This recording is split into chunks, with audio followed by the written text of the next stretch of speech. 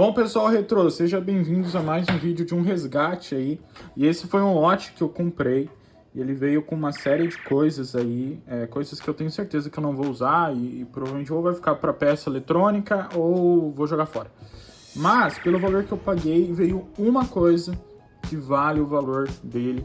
Uma coisa que eu chamaria de um neocolecionável ou o Monza da informática, tá? Pra quem pegou a referência aí, pegou. Bom, então vou jogar aqui. E quem conhece já sabe do que eu tô falando, tá? Na verdade, assim, fazia muito tempo que eu tava procurando uma dessas. E quando eu vi, tem duas coisas aqui que me chamou muita atenção. Eu ainda não comentei porque eu quero que vocês aí de casa adivinhem o que é, mas me chamou muita atenção. E aí eu falei, cara, eu tenho que pegar. O cara que me vendeu falou, olha, tá funcionando tudo direitinho. Sempre vem desse jeito, né? E às vezes não tá funcionando tudo direitinho, não. Mas eu decidi dar uma chance, porque é o que eu falei pra vocês. Existe uma boa chance disso aqui tá funcionando, e isso daqui é um dos Monzas aí dos colecionáveis da informática. Por que o Monza do colecionável da informática? Porque não é tão antigo a ponto de ser um colecionável retrô, como é uma 486, Pentium, Pentium 2, né, ou até uma placa-mãe Slocket aqui, mas dos new colecionáveis, né, dos novos colecionáveis, aqui no Brasil é uma placa bem desejada, porque ela é uma placa gamer, ali para meados de 2010, 2011, que suporta SLI, que suporta uma série de coisas, e é um achado, tá? Fazia tempo que eu queria achar uma dessas num valor acessível. Bom, então vamos começar a desmontar. Primeira coisa, essa placa de vídeo aqui que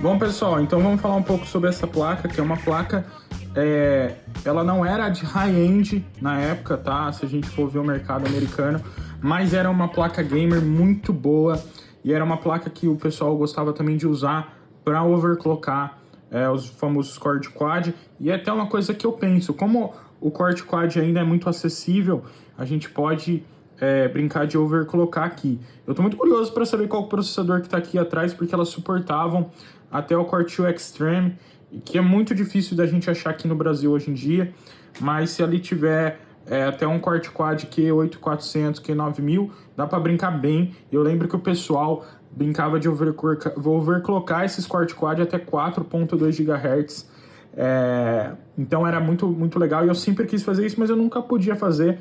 O máximo que na época eu tive, ali já na minha adolescência, de LGA 775, foi uma máquina Itautec com um Core Quad que alguma coisa, eu não lembro, Q8000 talvez, e eu nunca overclockei aquele processador porque eu não tinha espaço para isso, a minha placa-mãe não ia aguentar, a minha fonte não ia aguentar. Hoje, talvez seja um cenário para a gente trabalhar, e eu vou querer a opinião de vocês no comentário, tá? Eu quero muito saber, pensando em SLI, tá? Eu sei que hoje tem umas placas de vídeo, aí principalmente se a gente colocasse uma R9, uma RX da linha AMD, ou para equiparar aí com NVIDIA, se a gente colocasse uma 1080, uma 1650, 1660, eu até acredito que essas placas seriam muito mais poderosas que qualquer processador que a gente colocasse aqui, mesmo overclockado, tá? E eu acredito que a gente sempre, com essas placas mais novas, a gente esbarraria no processador. Mas, pensando na época, qual seria a placa de vídeo que você colocaria aqui em SLI, né? Duas placas de vídeo para rodar com o processador que a gente talvez vai colocar aqui, pensando num Core Quad aí dessa geração. Bom, para falar um pouco dessa placa-mãe, é uma placa-mãe que realmente marcou uma geração, tá? Ela é uma placa-mãe ali que em meados de 2008 era uma placa-mãe bem decente, era uma placa-mãe que custava uma bala, tá? E é uma placa-mãe que foi muito utilizada até 2010, 2012, mais ou menos, tá? Pelo fato dela suportar bastante coisa, dela ter bastante acessório. Curiosidade, tá? No vídeo eu falei sobre a Supreme FX aí, que era uma coisa que eu queria ter na minha máquina, porque esse era um acessório que podia ser vendido à parte, tá? Mas nessa placa-mãe em específico, ela era um acessório que vinha com a placa-mãe, porque a placa-mãe não tem conector de áudio, tá? Ela não tem áudio on-board. Então vinha essa Supreme FX como acessório da placa-mãe, obrigatório para você ter áudio com a placa-mãe, tá? Uma das, assim, falando um pouco dessa placa-mãe, tá? Então, a parte de memórias DDR2 até 1066 MHz, se eu não me engano, overclockado 1200 MHz dava para fazer com as VRMs que a gente tem aqui nela, né? Com as VRMs dela. Então dava para overclockar aí para 1200 MHz, tinha gente que fazia isso. DDR2, eu acredito que ela suporte aí até 8 GB ou 16 GB de DDR2, eu não lembro. Eu sei que tinha algumas que suportavam 16 GB de DDR2 e algumas não suportavam essa quantidade. Mas eu acredito que essa tá mais para 16 GB de memória DDR2, tá? Que era mais o que os servidores suportavam, tá? O chipset dela era um chipset muito desejado na época, tá? Não só a capacidade do SLI, mas todos os recursos que ele tinha, tá? Incluindo o SATA 3 gigabits, que era uma novidade na época. Hoje não é nem tanto, mas era um SATA muito rápido para a época. E até hoje, se a gente colocasse um SSD aqui, e se eu não me engano ela tem RAID, vai ficar muito bom, tá? Era uma placa para a época do Windows 7, tá? Então, se a gente for fazer uma build, provavelmente vai ser voltado a essa época de jogos e a essa época de computadores, tá bom? Uma das coisas interessantes que essas placas, com o tempo, elas foram dando problema, tá? A primeira coisa que é muito interessante, que essas placas, elas geralmente, com o tempo, elas davam problema em alguns dos capacitores aqui, da memória. Esses capacitores menorzinhos, eles tendiam a dar problema. Por sinal, aparentemente todos esses capacitores estão bons, tá? Não tem sinal de... ou já foram trocados, ou não tem sinal ainda de vazamento dos capacitores, tá? Uma outra coisa que era muito comum era o sobreaquecimento dos chipsets, principalmente da VRM aqui, quando você trabalhava overclockado, tá? Era comum, quando você trabalhava overclockado com essas placas, a gente alterar o resfriamento, né? Tirar esse cooler box aqui que tinha aqui e colocar um water cooler na época, que era uma fortuna, ou até um resfriamento, dependendo do overclock, você fazer um resfriamento de ar melhor, né? Um Cooler Master, ou um Thermaltake, o que for. Só que tinha um problema quando você fazia isso nessas placas, que você tirava o ar, o pouco de ar que esse cooler box, como ele é feito para soprar para baixo, o ar quente dele, o ar que ele tira do processador, sai pelas laterais. E isso refrigera as VRMs e os chipsets aqui. Esse fluxo de ar ajuda a refrigerar. E é por isso que, se você ver, ele está bem perto, o cooler, ele é bem perto aqui da onde seria o cooler box, principalmente aqui na área da VRM, tá? Ele fica bem próximo, porque ele aproveita esse fluxo de ar para refrigerar, tá? O problema era que quando a pessoa overclockava ela e exigia mais do VRM e tirava esse cara e não colocava a ventilação apropriada aqui, você tinha problema de superaquecimento nas VRMs e isso acabava queimando a placa, tá? Então, se a gente for overclockar, um dos cuidados que eu vou ter, principalmente aqui na área da VRM, é refrigerar apropriadamente, revisar os thermal pads dela, que também com todo o tempo pode ser que eles tenham ressecado aí, tá? Mas, é claro, ela precisa estar funcionando para a gente testar, eu tô bem ansioso, tá? Então eu vou dar uma pincelada nela, eu não vou desmontar o processador, não vou tirar as memórias, eu vou dar uma pincelada nela e a gente vai testar para ver se ela realmente tá botando e tá dando imagem aí, tá? Eu vou colocar, talvez essa própria placa que o cara me cedeu eu vou colocar, mas vamos ver. Se ela der imagem, tá top. A gente tem uma placa gamer LGA 775 para fazer um projeto. E aí é o que eu falei para vocês, coloquem aí nos comentários o que vocês acham de projeto que a gente precisa fazer nessa placa aqui, tá? Quais seriam as duas placas de vídeo que você usaria, quais seriam o processador, você overclockaria o processador, overclockaria a memória, overclockaria as placas de vídeo, partiria para usar water cooler ou refrigeração a ar, né? Uma das coisas que a gente como colecionador quer ter, mas a gente evita, é refrigeração a água, porque a gente está trabalhando com peças que não são substituíveis, são fáceis. Então, essa é uma placa que não é muito difícil de achar, mas ela tem o seu valor e ela cada vez mais vai ficar mais difícil de achar. Então, quando eu insiro uma refrigeração a água nela ou nas placas de vídeo, eu posso ter o problema de vazar e eu acabar queimando uma placa perfeitamente boa que já é difícil de encontrar. Tá? A mesma coisa vale para as placas de vídeo. Eu tenho projetos na mente, na cabeça, de fazer alguns sistemas water cooler bem feitos, que não vazem, só para mostrar no canal e para ter a temática de como isso era feito na época dessas primeiras pessoas gamers. Tá? Foi aqui, realmente, nessa época, que os jogos 3D já estavam muito evoluídos, que as máquinas já tinham muito recurso e que as pessoas tinham dinheiro suficiente para começar a explorar e criar sistemas muito bons para jogos, para cinema, para renderização 3D, o que for, tá? Antes disso, né, o pessoal mais velho fala, não, a melhor época foi do 486, foi a época das Voodoo 3 e tal, e isso eu concordo, eu acho que ali também teve uma época de engenharia de hardware e evolução tecnológica muito forte, mas se a gente for ver na questão quantitativa, né, essa época foi a época em que as pessoas realmente começaram a adquirir os hardwares, começaram a ter essa vontade de personalizar, foi quando surgiu a maioria dos case mods, né, quando surgiu grupos que faziam e fazem até hoje case mods fantásticos, com uma série de sistemas fantásticos, e foi quando começou a surgir realmente o overclock ao extremo e a prática de tentar atingir o extremo que o hardware poderia dar, tá? Coisa que a gente não vai fazer aqui porque eu quero preservar a placa, mas estou muito contente que eu tive essa placa. O que a gente vai fazer agora? Eu vou só tirar a fonte daqui, o CD, e esse gabinete provavelmente vai pro lixo ou vai ficar aí para peça. Vou limpar ela, principalmente, eu vi que tem umas áreas aqui que tá bem suja, eu vou passar um álcool isopropílico.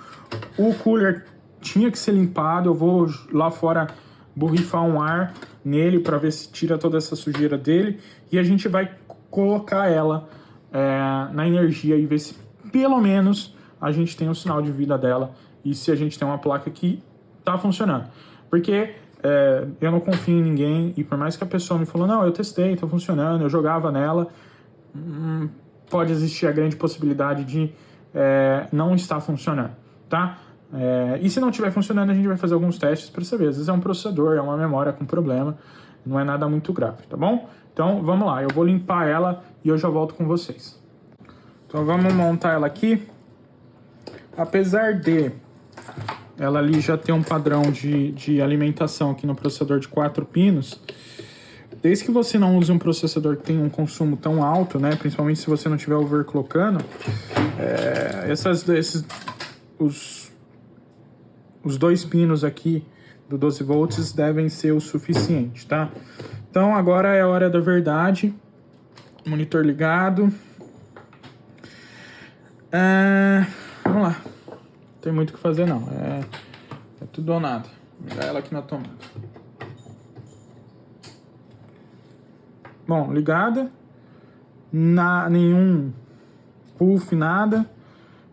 Vamos tentar ligar ela. Consegui ligar ela, né? Tá me cheirando mal. Tá me cheirando muito mal.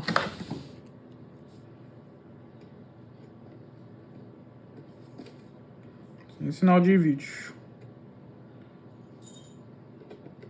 Seu reset, esse é o power dela. Sem sinal nenhum. Sem sinal nenhum, hein?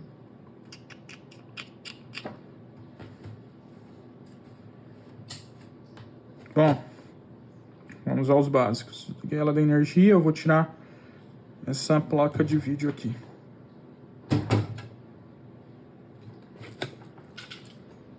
Sem a placa de vídeo.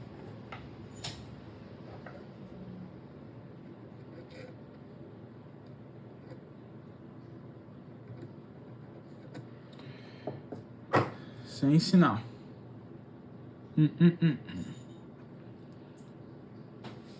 Sem nenhum sinal de vida dela.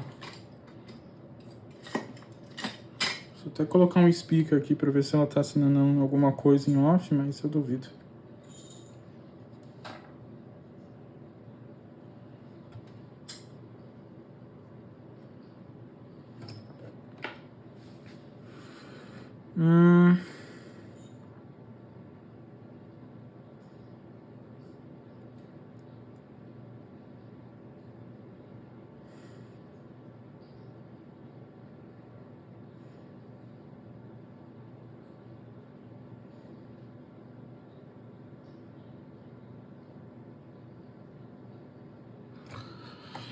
Vou jogar a nossa placa de diagnóstico aqui só para ver se a gente tem alguma coisa no bus, que eu duvido.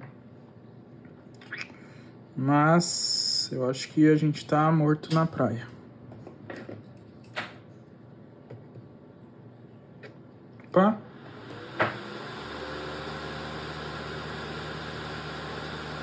Agora ela ligou. 00.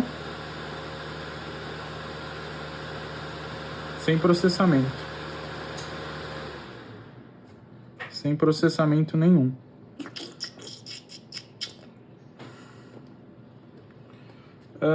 Posso tentar com outra placa de vídeo? Posso.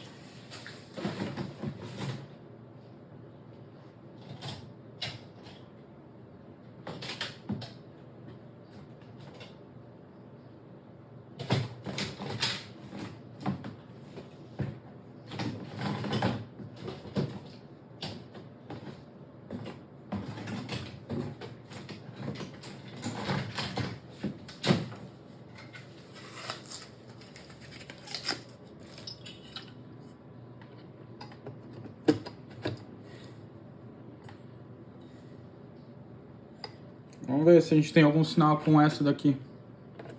Acho que não vai mudar nada.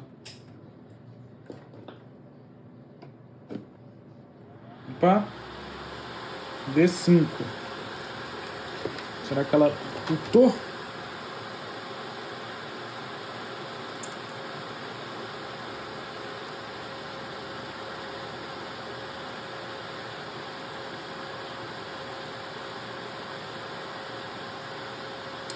Ela tá travada em D5.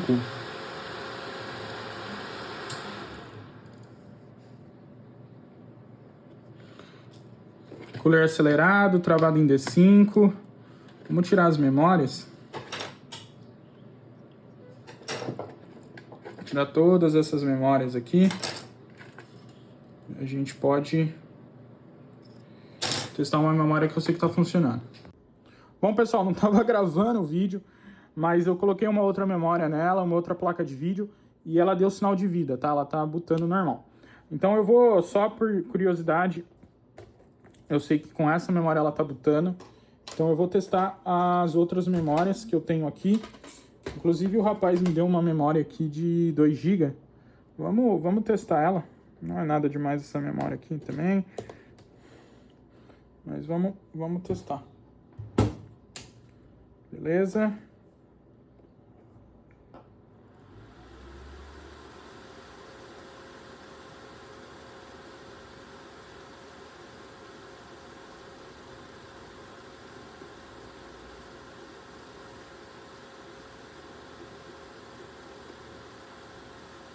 E ela fica travada em D4, provavelmente algum problema com a memória. Pode ser pente de memória com problema, algum problema de negociação de frequência de memória, enfim. Essas coisas de praxe que, para mim, agora nesse momento, não tem tanta relevância.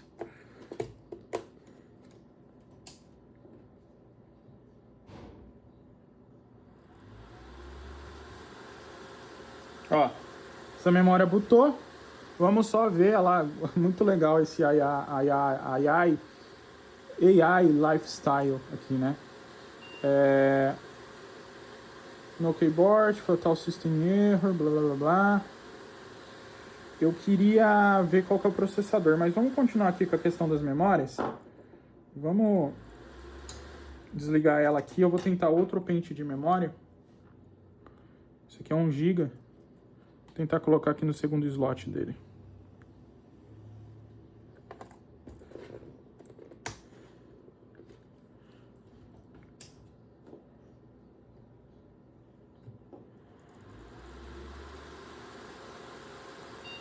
Também bootou, então tá tudo ok. AI Lifestyle, é isso que eu queria falar. Bom, beleza. Então aqui já tá até aqui tudo bem.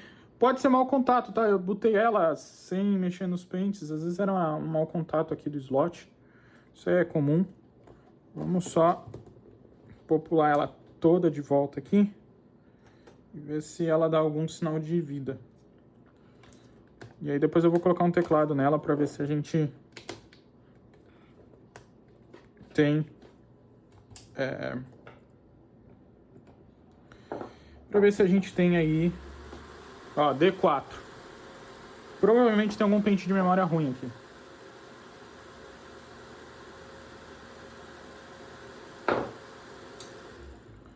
Bom, beleza.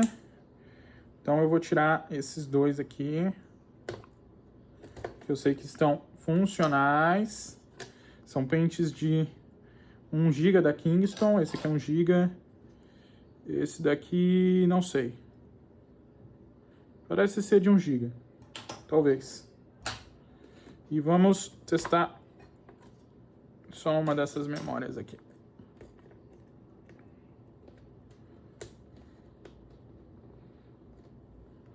Ela provavelmente suporta pentes maiores que 1 GB, tá? Porque senão não faria sentido ela no manual suportar mais que 8 GB. Ou 8 GB, né? Já que pentes de memória, para ela suportar essa configuração, ela tem que ter pelo menos 4 pentes de 4 GB aí. Ó, esse aqui bootou. Essa memória não é problema. Muito provavelmente essa memória é o nosso problema. Que tá bem judiadinho aqui, viu? Tá bem judiadinho. Bom,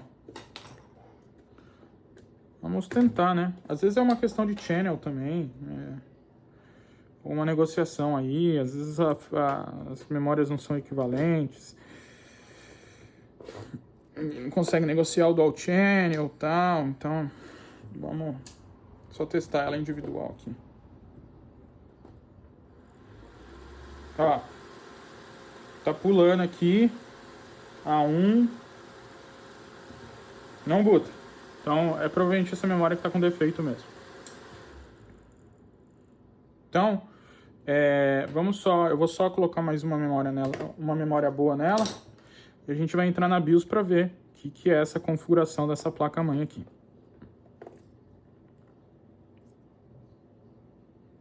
Tá certo? Tá certo? Não tá errado, Júlio. Tá errado, cara. Beleza, vou colocar o teclado aqui.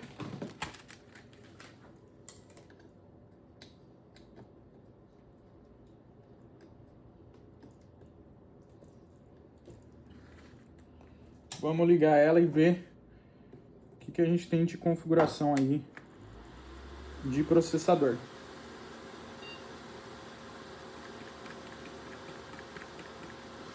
Nada demais, é um Core 2 Duo E7500.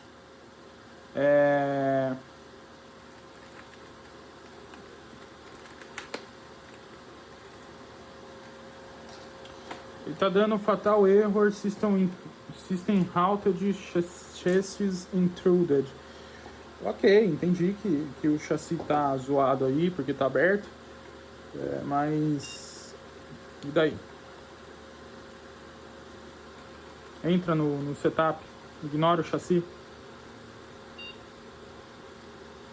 Oh, meu Deus. Ela não tá querendo entrar no chassi, no setup, porque o chassi dela tá violado aqui. Vamos pegar um jumper aqui, vamos jumpear essa bagaça e ver se isso resolve. Eu acredito que se a gente jumpear o 1 e qualquer um desses dois aqui já resolve.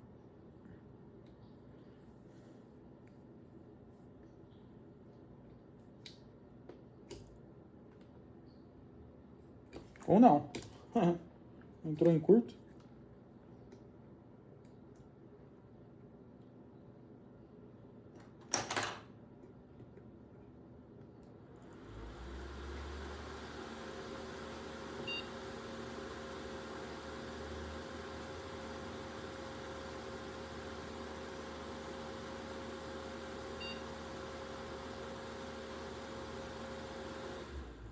É. Lá entra em curto. Será que... Olha só, eu posso estar errado, mas geralmente o fato de eu jumpear esses dois carinhas aqui no chassis Intrusion da placa-mãe é para que ela entenda que eu não vou usar essa função. E que ela continue normalmente, né?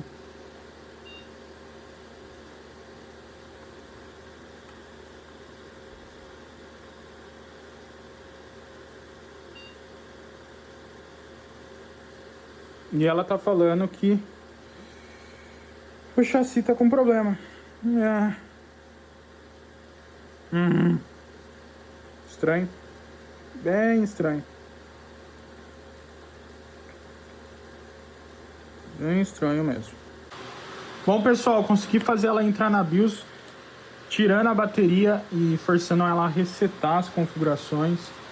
Então ela entrou aqui na BIOS. Então a gente realmente tem um corte do E7500, 2.93 GHz, nada demais. Quem dera a gente ter tirado a sorte de ter um corte to extreme aqui, né? Eu vou ver aqui, cara, tem uma parte aqui que é do chassis Intrusion dela. Parfum, blá blá blá blá. É pra ela ter aqui uma parte pra gente habilitar e desabilitar isso. Mas ela entrou aqui na BIOS. Eu só não sei se ela vai continuar a querer bootar.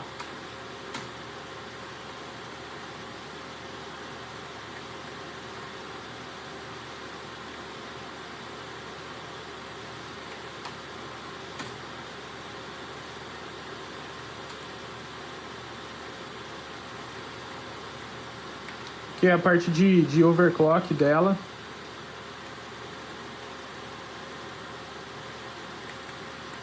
Todo o resto.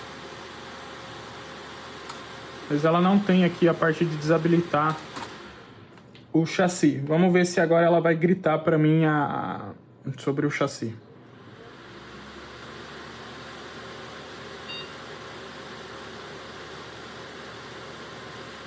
Vou apertar o Del para ela entrar na BIOS. Ela estava dando erro para entrar na BIOS depois dessa tela.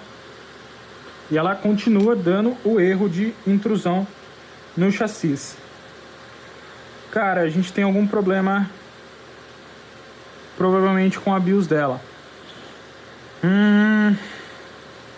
Bom, eu vou dar uma pensada. Uma das coisas que a gente pode fazer aqui, jogo rápido ali, é para ser uma linha negativa. A gente pode simplesmente talvez se a linha negativa ali tá com problema, que eu acho que não tá, mas pode simplesmente grudar esse cara aqui numa linha negativa. Se eu conseguir fazer isso, então teoricamente o sinal dela tá negativado ali, é para ela entender, para desabilitar a intrusão do chassi.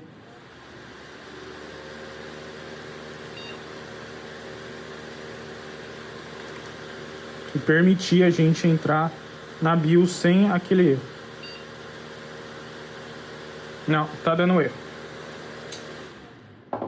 Então, assim, o que pode ser feito aqui? Eu não vou fazer isso agora, tá? Provavelmente vou fazer isso depois. Eu posso até verificar com o multímetro se a gente tem continuidade entre a linha do chassi e um negativo, por exemplo. Ó, não tem. Ó, aqui é negativo e aqui não tem. Então, isso me indica que não tem, assim, não tá ligado diretamente ao negativo, né? O que não seria um problema, que simplesmente a intrusão de chassis não ia funcionar. E mesmo a gente jampeando o positivo, não funciona, né? Ele não quer funcionar. A gente pode fazer um teste rápido aqui. Mais um teste, que é pegar esse cara isolado, sem conectar no do lado, e jampear ele direto no 5 volts aqui, ó. Isso é para dar para ela o sinal de que não tem intrusão no chassi.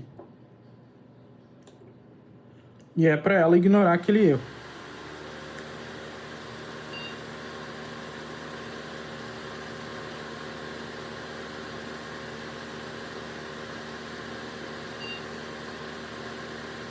E ela dá o erro. Então, assim, cara, eu tô assim... a gente tem uma placa-mãe que é funcional, que tá dando vídeo, que tá entrando na BIOS, mas ela tem algum problema com essa intrusão de chassi. Eu vou dar mais uma investigada, vou dar uma boa investigada nisso.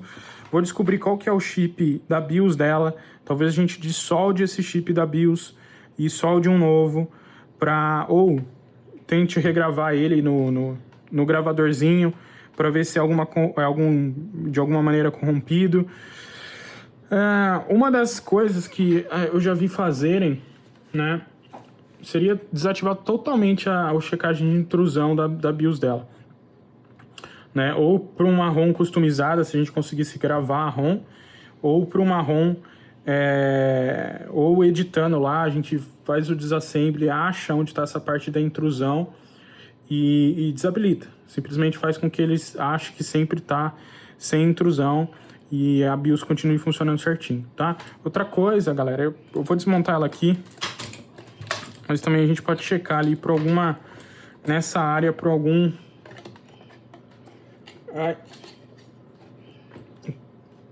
algum vestígio de dano, alguma trilha rompida que poderia causar esse problema com a intrusão dela.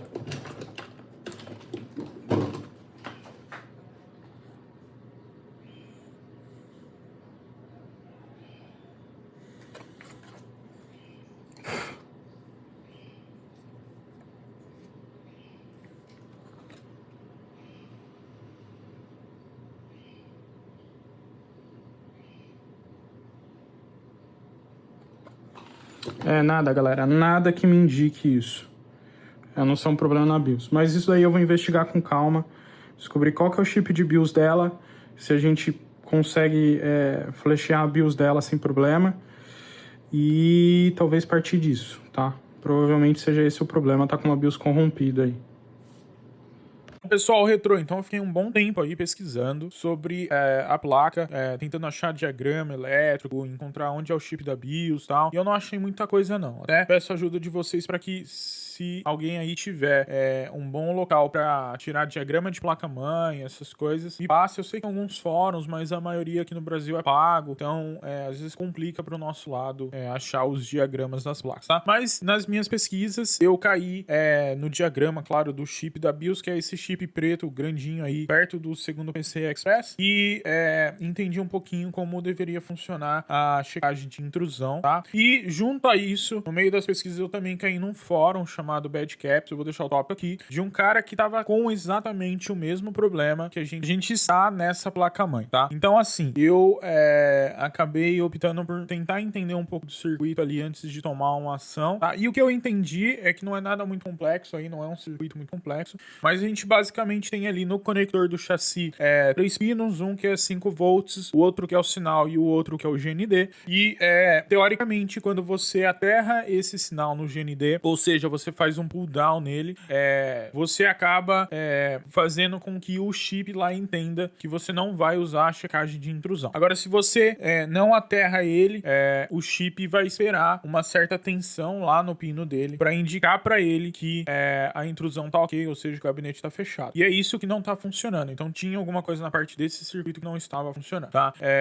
Parte desse circuito é um transistorzinho que tem ali, que muito provavelmente quando você coloca o 5 e ele tava ligado no pino do sinal, então muito provavelmente quando você jumpeasse os 5 volts com o sinal, esse sinal ia saturar o transistor, né? E ia fazer com que o CI recebesse a tensão correta no pino certo lá, para ele entender que a intrusão tá ok, tá? Mas isso não tava acontecendo. Mas eu fiquei verificando um pouco, depois eu testei para ver se tinha saturação do transistor, não tinha. Como eu ia ter que remover alguns componentes para tentar entender esse circuito, ia ter que tirar esse transistor, ia ter que encontrar onde ele tá ligado, qual que é a perninha correta que ele tá ligado, e muito provavelmente tirar resistor, porque senão ali no multímetro às vezes aparece que ele tá conectado diretamente com uma coisa, mas ele não tá, e eu ia ter que desenhar o diagrama desse circuito para tentar reparar. Isso se eu não tivesse um problema no CI. Eu optei por seguir o que o rapaz fez lá no fórum. O que ele fez foi basicamente dar pro CI um sinal de que a intrusão tá ok, que o gabinete tá sempre fechado. Então ele tá meio que enganando ali o chip da BIOS e a BIOS, indicando para ela um sinal 3.3 volts, dizendo, olha, tá tudo ok, não precisa se preocupar com a intrusão, e é isso que a gente vai fazer. Então eu vou colocar uma timelapse daí de eu fazendo isso e depois a gente vai testar a placa-mãe e ver se tá tudo funcionando.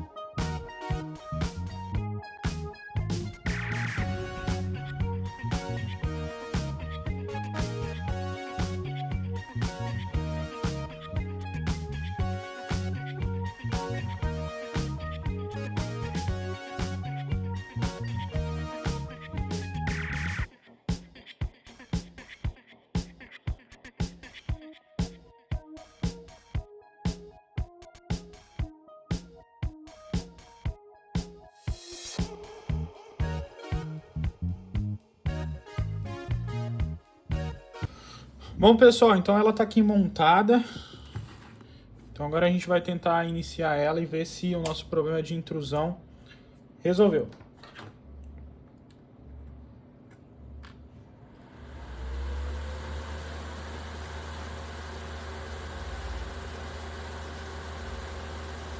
Beleza, deu vídeo.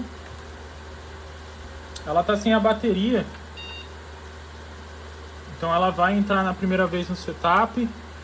Eu vou salvar as configurações dela e sair. Vocês não estão vendo o monitor, mas eu estou fazendo isso. Vamos ver se dessa vez que ela botar, ela entra no setup sem dar o erro de intrusão.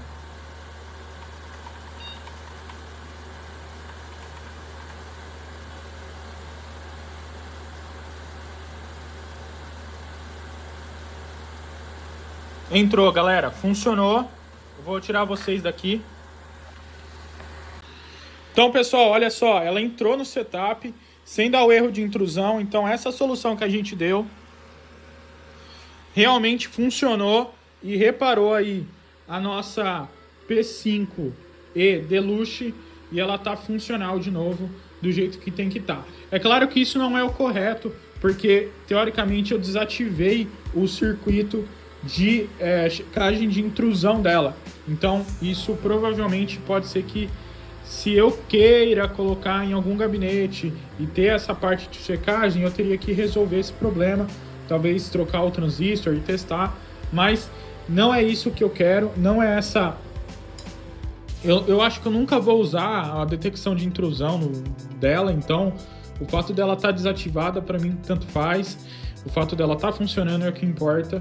Então eu vou ficando por aqui, espero que vocês tenham gostado do vídeo, deixem um like, não se esqueçam de se inscrever no canal aí e comentem aí embaixo qual build você faria com essa placa, o que você montaria. É claro que a gente precisa de um processador, pelo menos um quad aí,